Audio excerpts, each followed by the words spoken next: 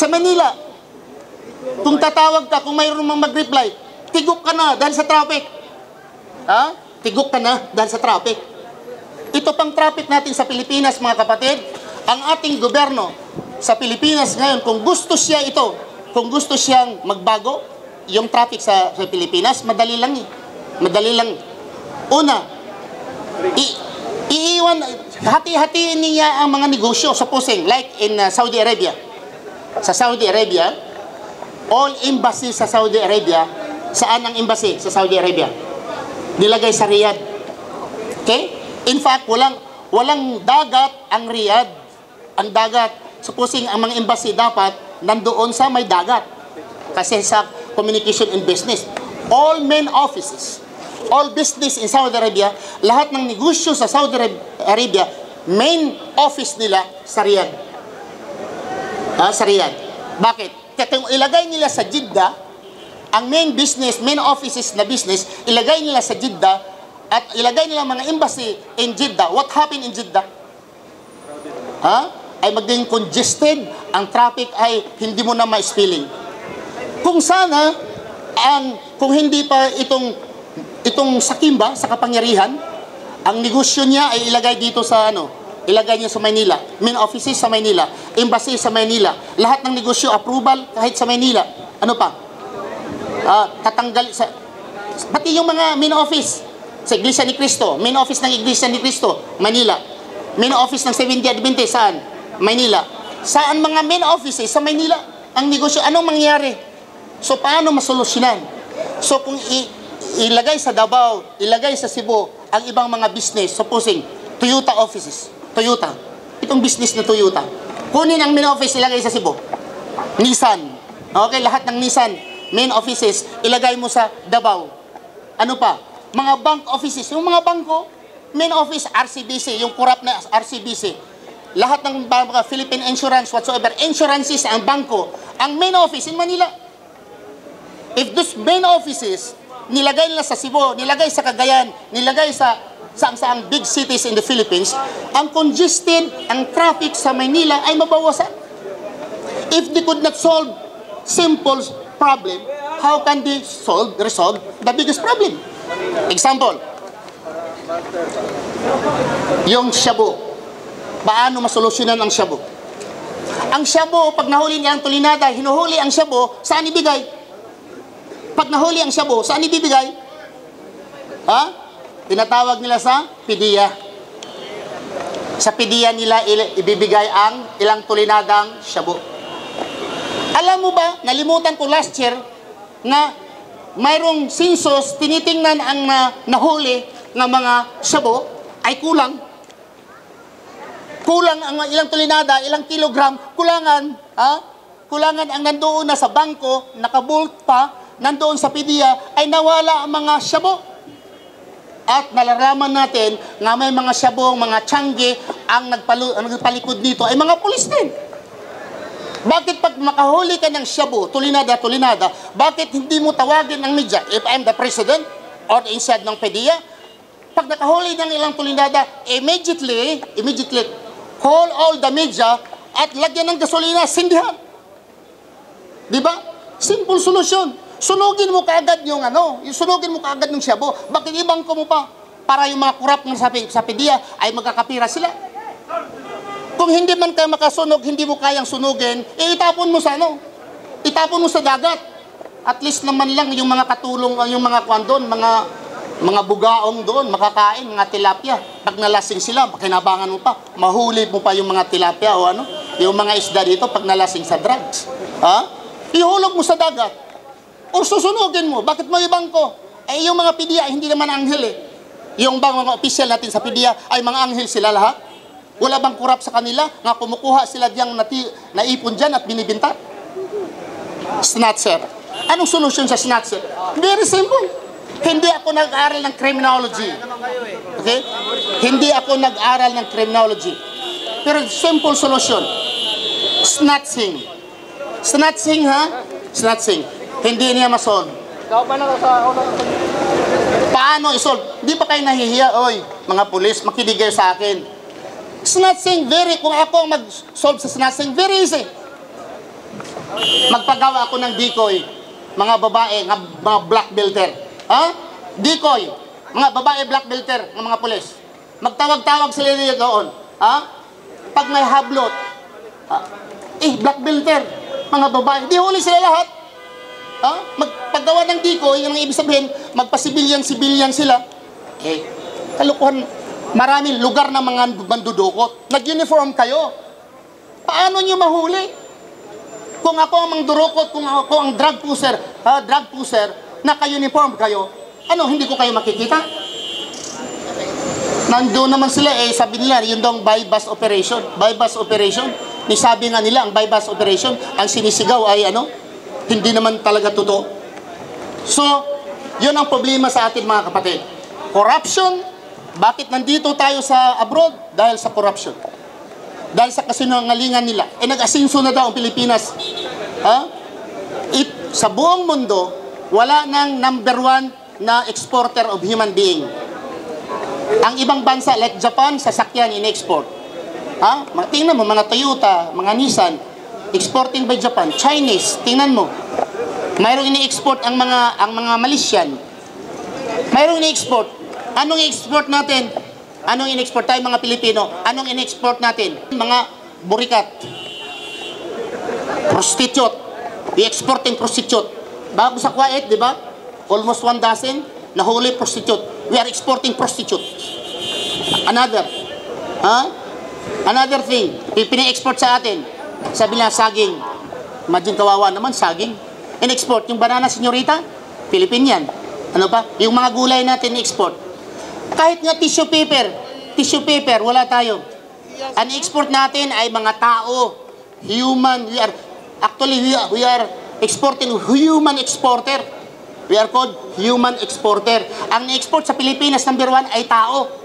Ang ibang bansa, kumukuha sila ng tao para magtrabaho. Kumukuha. That's why, ang karamihan sa atin sa Pilipinas, bakit? Kung may utak kang nga doktor, may utak kang nga doktor, ang kinukuha, ang Amerika, kukunin niya ito, number 1 itong nga Dr. Wise. Di ba sa atin, mga Weather Bureau sa atin? Mga Weather Bureau ay kinukuha. Nandito sa Qatar, number 1 nga Weather Bureau, nandito. Jimmy Icro, sa television, ang kasama ko dito. Number 1 sa television nga cameraman, nandito. Kinuha, nandito ngayon sa Qatar. Nang ibig sabihin, number 1 nga engineer, pupunta, aalis sa Pilipinas, puntang abroad. Number 1 nga nurse, may utak na nurse, number 1, pupunta ng abroad. Ano lang natira sa atin? Number 1, may utak nga teacher, nandoon sa abroad, sa Hong Kong, teacher, katulong. Naging katulong. Kahit magkano lang sweldo ng teacher natin? May deduction, pag-ibig, etc. Nako, pag-kubra, ilan na lang natira? Mabuti pa mag-abroad. Diba? So sa atin ngayon mga kapatid, okay? Ano ba ang natira sa atin sa Pilipinas? Ilang araw na lang mag-iba ng presidente natin. Kung ang kahirapan natin ngayon, nakita ninyo mabuti ang Pilipinas, tumakbo tayong mabuti, then butahan ninyo si Ruas. Kung tinto na kayo sa pangyayari sa Pilipinas, kriminalidad, drug addiction sa Pilipinas, kung tinto na tayo, then you vote Ruas to be your president. Kung gusto kayong mamamahala sa Pilipinas, Amerikano, then butahan nyo si Miss Po. Bakit? Asawa niya, American citizen. Mga anak niya, American citizen. Kung titira sila ng Malacanang, thus it's not an insult kung itong pamilya na ito mananalo, titira ng Malacanang, ang anak ang mga Amerikano, ang asawa Amerikano, ang misis lang ang Philippine citizen. It's not an insult for us Filipino. Isip-isip tayo mga kapatid. Imagine, kung ang bansang Pilipinas, ganun man lang, mas mabuti pa. I suggest the politician to surrender the sovereignty of the Philippines to the hands of the Americans. Directly. Mas mabuti pa. Rather to have the president nga hilaw Amerikano, hilaw Pilipino. Mrs. Po, hilaw po kayo na Pilipino. Hindi po kayo luto. Environment mo abroad. Ang anak ikaw galing sa abroad. Ang buhay mo, pag hininga mo, nakikita mo abroad. You did not feel any Filipino. Anong paghirap sa Pilipino? Yung namatay yung ang tatay mo, so-called tatay mo, adopted father. Umuwi ka lang sa Pilipinas. What? Para sumakay ka lang sa hangin. Para sumakay lang sa hangin. Para nila ni Indrili at ni Gringo Hunasan noon. Alam nila nga ang mga tao ay nag-revolt against Marcos, si Enrile at si Hunasan sumakay sa mga tao. Ngayon, naging senador, naging presidente pa. So yun ang mga kapatid. Kung gusto kayo na mayroong hilaw na presidente sa Pilipinas, then vote miss po. Sa mga pangkurakot naman, number 1 kasinungaling, kung gusto ninyong dadami ito, then vote for Mr. Binay. Kasi gusto natin wala naman talagang politician na sinungaling, hindi sinungaling Halos lahat ng mga politician sinungaling. Kasi gawa ko ng infrastructure, tulay, negosyo, ang ganito ng inyong tuition fee, pagkain ninyo, mga trabaho. Pagkatapos wala naman Ay normal yun sa politician. Bakakon sa Bisaya pa, Butigon kung sa Ilonggo. You vote for Mr. Binay. Pero kung gusto niyong maubos ang kriminal at ipataba natin doon sa Manila Bay, maubos ang mga criminal, drug pusher, drug lord, sindikato, gusto kayo mawala yan at mapatay sila lahat, ay wala ang mahal kong presidente, si Duterte. Kasi kung ako'y magnanakaw, akong nagagalit ni Duterte, ayaw ko. Magnanakaw kasi. Ayaw ko, kasi ako'y magnanakaw. Kung hindi ako magnanakaw. Kung ako'y drug lord, kung ako'y smuggler, ayaw ko si Duterte. Pero kung ikaw ay matuwid na tao, hindi ka member sa tuwad na daan, we vote for Duterte. Punta kayo sa Davao. Yung mga tao na against sa aming mahal na presidente, si Mr. Duterte, punta kayo ng Davao at pakulaps-kulaps kayo doon. Mang-hold up kayo, testingan ninyo, just to test ba, kung totoo ba hindi. Mag-hold up kayo, or magbinta ka ng shabu. Ikaw, Mr. Rojas, sabi mo ay maraming shabu sa Davao. Testingan mo nga magbinta ng shabu. Si Duterte, dalhan mo ng shabu kung ano mangyari sa'yo. Sa Manila, tingnan mo naman ang batas sa Manila. Okay? Mahuli, kulong, labas, kulong, labas. Ilan ang Pilipino sa Malaysia, sa Indonesia, sa Singapore, or sa China, Pilipino nga nahuli nga mayroong bintang drugs, how many kilo? Tigok, patay. Ilang mga Chinese, halos every Pilipinas nga nahuhuli nga mga Chinese, mga drug lord, drug maker sa Pilipinas, ang sa likod ay sa China. Chinese. Tanong, ilang pinatay na Chinese? Bakit tayo ay hindi natin i-apply ang patayin ang mga drug lords na in fact mga Pilipino ilang kilogram lang. Nagdala lang, hindi pa nga niya alam na ang malita pala niya ay may dala siya ng cocaine o drugs. Pagdating doon sa China, patay siya. Ngayon wala nga siyang alam. Pero sa atin, may laboratory, tulinada ang nakuha sa laboratory, buhay na buhay pa. Ang prisuhan natin sa Bilibid, halos araw-araw, mayroong factory sa drugs. Gusto kayo magpatuloy itong factory sa drugs? Vote for Rojas. Dito kang Aquino ito this is Aquino administration in the Philippines. This is not the administration of the majority of the Filipino. This is the oligarchs. Tingnan nyo, halos sa Bilibid, halos hinahanap nila araw-araw or weekly, mayroong mga drugs. How to resolve? Very easy to resolve Supposing, isang silda, may nakita diyan na drug sa isang silda. Yung nakatira diyan sa silda, wag mo lakyan ng electric fan.